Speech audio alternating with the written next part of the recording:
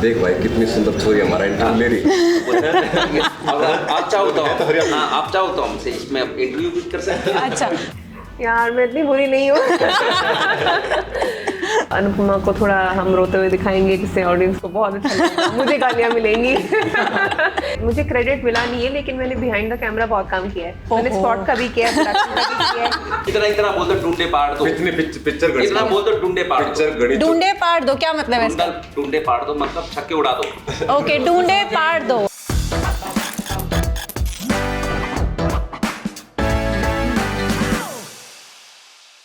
Hi guys, I am Tonakshi Kalra और अभी मैं बैठी हुई हूँ with the cast of the upcoming film Haryana. और कास्ट के साथ साथ हमारे साथ फिलहाल बैठे हुए हैं डायरेक्टर सर भी। सो डायरेक्टर से शुरुआत करते हैं। पहले संदीप जी, पहले तो आप बताइए कि फिल्म का नाम हरियाणा क्यों रखा?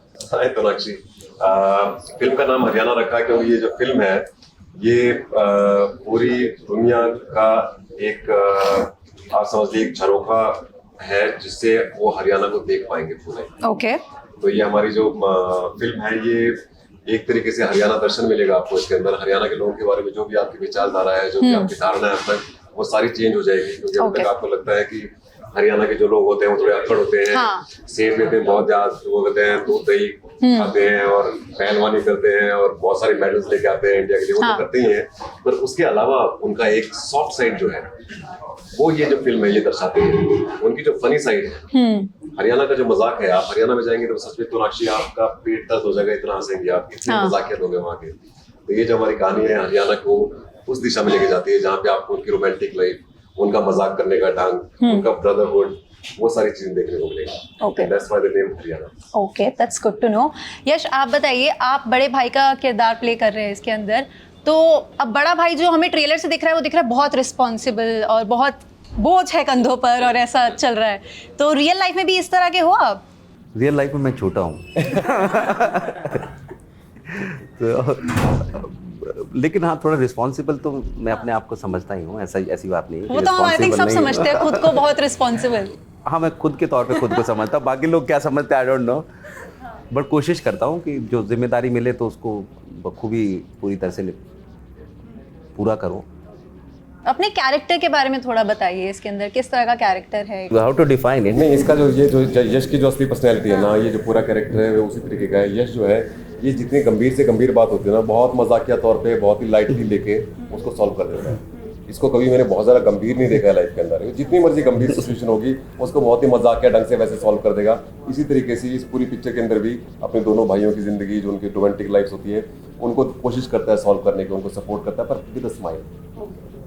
तो हरियाणवी आप सबने बोली है, आई थिंक किसने बोली है इस फिल्म में हरियाणवी, या सभी ने बोली है?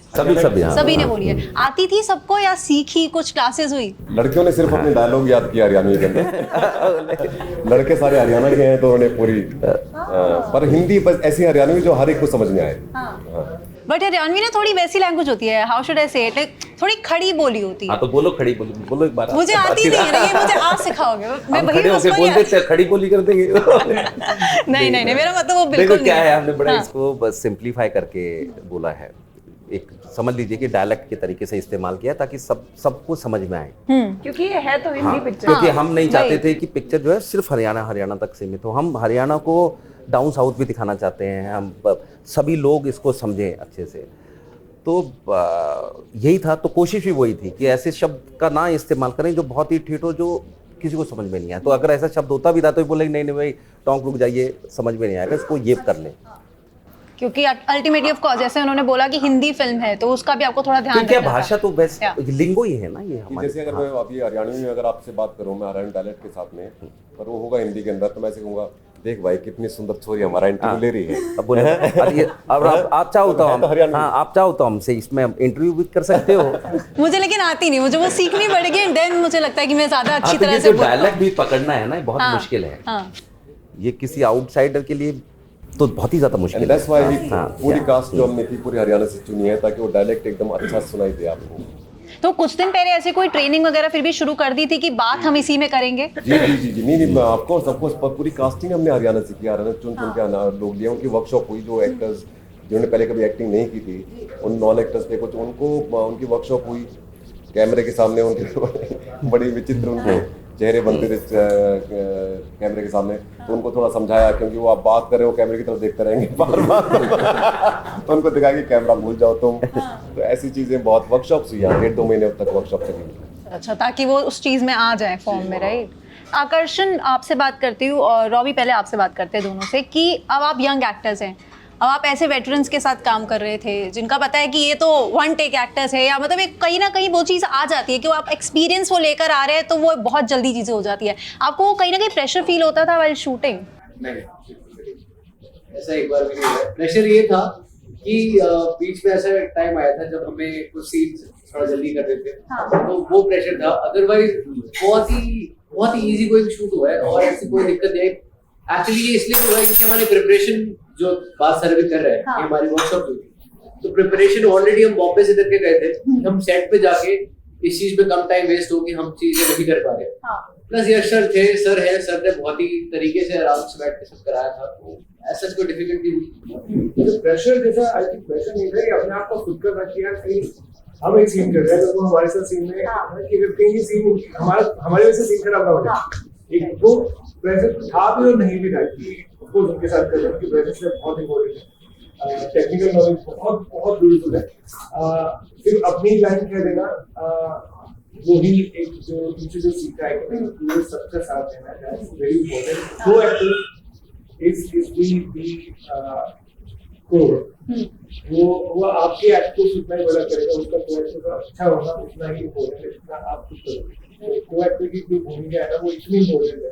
बिल्कुल। आप नहीं कर सकते कि आप खुद अपना एक्टिंग कर दिया, दूसरा सीन कर दिया, और ये इतनी कमाल की है ना, जो को एक्टिंग जितने भी को एक्टर हैं, जैसे तो कमाल है। और बहुत सारे जितने भी जितने भी अदर कैरेक्टर जो मेरी फिल्म में मेरे साथ है, सबने बहुत ही अच्छे से अपना कैरेक्टर। अश्लेषा, आपसे बात करते हैं।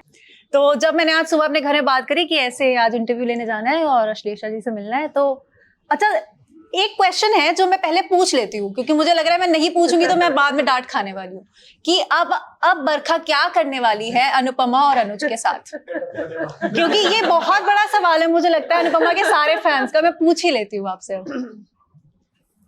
यार मैं इतनी बुरी नहीं हूँ।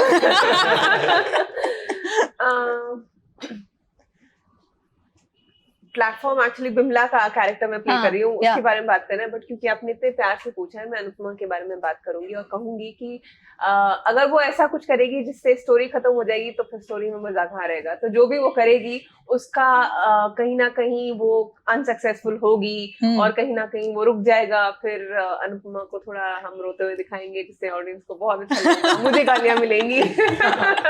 तो वो तो सिलसिला चलता रहेगा।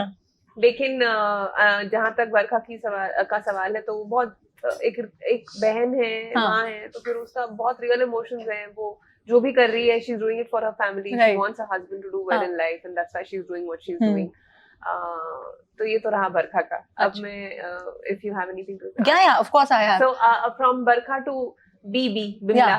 बिमला कैरेक्टर का नाम है मेरा हरियाणा में, और ये गांव की एक लड़की है जो पढ़ना चाहती है, सीखना चाहती है, बच्ची टाइप की भी है। थोड़े मूवमेंट्स दिखाए हैं उसके, भाई के साथ खेलती है, थोड़ा वो भी दिखाया, तो काफी रियल स्पेस में भी है। और जब क्या होता है, जब उसको एक्चुअली जब वो एक ऐसे इंसान के साथ शादी करना चाहती है जिससे वो प्यार करती है, वो उसको अपना हमसफर बना के रखना चाहती है, एक इक्वल रिलेशनशिप चाहती है। और यहाँ पे आते हैं महेंद्र जी, जो उनको मिलते हैं, और उन्होंने कभी जिंदगी में सोचा ही नहीं है कि प्यार कैसे करते हैं। तो जब वो उनसे पूछती है कि अगर हमने शादी की और हमें प्यार नहीं हुआ तो क्या, तो वो देख के सोचते हैं ये क्या बात बोलती है। समझ में ही नहीं आई ना बात। लट मार मतलब। तो ये मेरा कैरेक्टर है इस पिक्चर में। आपका एक्सपीरियंस कैसा रहा ओवरऑल इसको करने का? बहुत ज्यादा सुंदर एक्सपीरियंस रहा, बहुत ही अच्छा रहा। मैंने बहुत साल टेलीविजन किया है, बहुत साल टेलीविजन करके मुझे एक दूसरे कैनवस, एक दूसरे मीडियम की तलाश थी। आई थिंक एक एक्टर की तलाश किरदार के लिए कभी खत्म नहीं होगी, और वो कभी खत्म होनी भी नहीं चाहिए। तो मुझे ये मौका मिला कि जैसे जोगी सर हमारे कास्टिंग डायरेक्टर, उन्होंने जब मुझे बताया कि वो मुझे कास्ट करे इस पिक्चर के लिए, तो मैं एक बहुत छोटी स्टोरी बताना चाहूंगी। मेरी कास्टिंग इस पिक्चर में अगर हुई है तो वो यश सर की वजह से हुई है। क्योंकि उन्होंने मुझे देखा और उन्होंने कहा कि ये बिमला का रोल निभा सकती है, इसको ले लो, क्योंकि बहुत सारे ऑडिशंस किए यश सर ने बहुत अलग अलग एक्ट्रेसेस के साथ। और We are friends actually. We are friends like we all like now. तो Ashlesha when she was there, जब ऑडिशन चल रहे थे बिमला के घर पे चल रहे थे, तो हमको लुक नहीं मिल रहा था वो ठीक ठाक। तो अश्लेषा कुछ वो काम कर रही थी, वो लैपटॉप पे काम करके ना वो सीन निकाल रही थी, वो किसी जो नेक्स्ट एक्ट्रेस आने वाली थी उसको देने के लिए। तब इसने कहा कि ये इसको कास्ट क्यों नहीं करते हैं अश्लेषा को। और क्या है, उस दिन सूट पहन के आई हुई थी, वो मस्त चुन्नी सर पे डाली हुई थी, तो कहीं ना कहीं बिमला का कैरेक्टर जो था, और ये देख रही थी मुझे, मैंने बोला भाई इसकी फोटो खींचो, मैंने बोला फोटो खींच के देख लो, या तो ऐसी चाहिए या इसी को कास्ट करो। फिर वो जोगी सर को बताया उन्होंने कि सर ऐसे बोल रहे हैं, जोगी सर ने पर हम कोई ऐसा डिसीजन नहीं लेते थे। तो हमारे जोगी मतलब क्योंकि इतने सीनियर कास्टिंग डायरेक्टर हैं, तो उनको जब बताया तो उन्होंने बोला कि हाँ तो एक ऑडिशन करते हैं उनका। फिर ऑडिशन किया, फिर दूसरा ऑडिशन होने, फिर ऑडिशन करने के बाद में फिर उन्होंने पूछा कि क्या हुआ मेरा। जो हर एक्टर पूछता है। मैंने कहा फिर मैंने कास्टिंग अपने उनके जोगी भाई को फोन किया, मैंने कहा कि क्या हुआ उसका। तो उन्होंने कहा कि उसको बोलो कि एक और ऑडिशन करे, एक और सीन का ऑडिशन करे, अभी तक I am not able to make up my mind. फिर एक और ऑडिशन किया, फिर उन्होंने बोला कि हाँ she is. But I loved the journey. I absolutely loved working on this movie. It's my first movie and I'm very proud and blessed that मुझे ये पिक्चर मिली और ऐसी पिक्चर मिली है जहाँ पे इतने बहुत ही दिग्गज लोग हैं जिन्होंने आप अगर कहेंगे वो यंग है, इनएक्सपीरियंस्ड है, तो ऐसा बिल्कुल भी नहीं लगा। उनका काम देखे, उनके सीन्स देखे, इनफैक्ट हम दोनों की कहानी इतनी सुंदर है, वैसे ही रॉबी और मोनिका की कहानी इतनी सुंदर है, इनकी और इनकी जर्नी जो दिखाई है वो इतनी सुंदर है, बहुत ही interwoven beautifully. Full credit goes to Sandeep Baswana for writing such a beautiful script. Monika, आपकी कास्टिंग कैसे हुई यहाँ? क्योंकि योगी सर ही पूरी फिल्म का कास्टिंग कर रहे हैं, तो उनका ही मेरे पास कॉल आया था एक दिन, और मुझे वो बहुत पसंद है, वो एक्टिंग भी सिखाते हैं, वर्कशॉप्स भी देते हैं, तो मुझे ये पता था अगर इनका कॉल आ रहा है तो जरूर कोई अच्छा प्रोजेक्ट होगा। तभी मेरे मन में था कि अगर हो गया तो I will not say no, I will do it. जो स्क्रिप्ट मुझे दी थी वो मेरे कैरेक्टर की नहीं थी, वो दूसरे कैरेक्टर की थी, और उसका एक अच्छा खासा सीन था, अच्छा खासा डायलॉग था, जिससे मुझे जिस्ट पता चल रहा था कि किस तरीके से शूट होने वाला है, और थोड़ा रूरल टाइप का दिखाएंगे एरिया। और मुझे ना एक्चुअली बड़ा मजा आता है रूरल या फिर ऐसे रियलिस्टिक कहानी करने में, क्योंकि ग्लैम कर लो और थोड़ा ओवर द टॉप चीजें कर लो तो ठीक है, कर लेते हैं, हर कोई हर तरह की चीजें करता है, बट मुझे मजा आता है अपने आप को थोड़ा अलग टाइप से दिखाने में। तो जब मैंने ऑडिशन दिया तभी मैं समझ गई थी कि ये एक्चुअली में बहुत अच्छी कहानी होने वाली है, बहुत रिलेटेबल होने वाली है। सो आलिया भट्ट का फैन कौन है यहाँ पे? ये अभी एक का हार मेरे को लगता है खुद ही खड़े हो जाएंगे। प्यार उसको, मैं वही बोल रही थी, ये तो खड़े ही हो जाएंगे मुझे बोलने की हाँ मैं हूँ। दुख हो रहा है ना बड़ा, लेकिन शादी होगी ना। और अब तो एक और न्यूज भी आ गई है, तो उसके बाद तो और भी ज्यादा दुख हुआ होगा। क्या ही करूँ, मतलब तो अभी तो सिर्फ जो बता दो, कई बार बॉम्बे नहीं, कई बार भाग जाता है इस बार। So, आलिया भट्ट के फैन आप रियल में भी हो, फिल्म में तो आप दिख ही रहे हो कि बहुत दीवानगी है उनको लेकर। मेरी सीरियसली यार, वो सिर्फ मुझे बोलने की जरूरत नहीं है इसमें, ऑलरेडी बहुत बड़ी एक्ट्रेस है, वो बहुत अच्छी एक्ट्रेस है। और उनका जो मुझे मेरी फेवरेट फिल्म में से उनकी फिल्म जो अपनी इम्तियाज अली जी के साथ है, हाईवे थी, right. I love her work in that. या और मैं क्या बोलूँ उनके लिए, वो बहुत कमाल की एक्ट्रेस है, और वो इतनी खूबसूरती से अपनी इनोसेंस को इस तरह पोर्ट्रे करती है, वो मुझे बहुत पसंद है। जब मैंने उनसे कोशिश की कि एज जुगनू मैं उनसे और प्यार फील करूं, तो मैंने उनकी उस इनोसेंस को भी ढूंढने की कोशिश की थी गानों में, उनके और फिल्म्स देख के। तो वो प्यार भी उनके थ्रू ही मिला है मुझे, मतलब जो मैं कर पाया। That becomes very easy, like for a director कि अगर आपका जो कैरेक्टर है उसको आलिया भट्ट दिखाया कि आलिया भट्ट से प्यार है, उनको असल में भी प्यार है, तो वो फोटो देख के ऐसे ही करते हैं। तो बड़ा जेन्युइन लगता है, वो सोचते हैं कि मैं तो ये रोज करता हूँ, क्या नया है मेरे लिए। तो जब इतनी बड़ी कास्ट होती है और जितना मैं आप लोगों को इस टाइम देख पा रही हूँ और समझ पा रही हूँ, मुझे लगता है कि सेट पर मस्ती तो बहुत हुई है।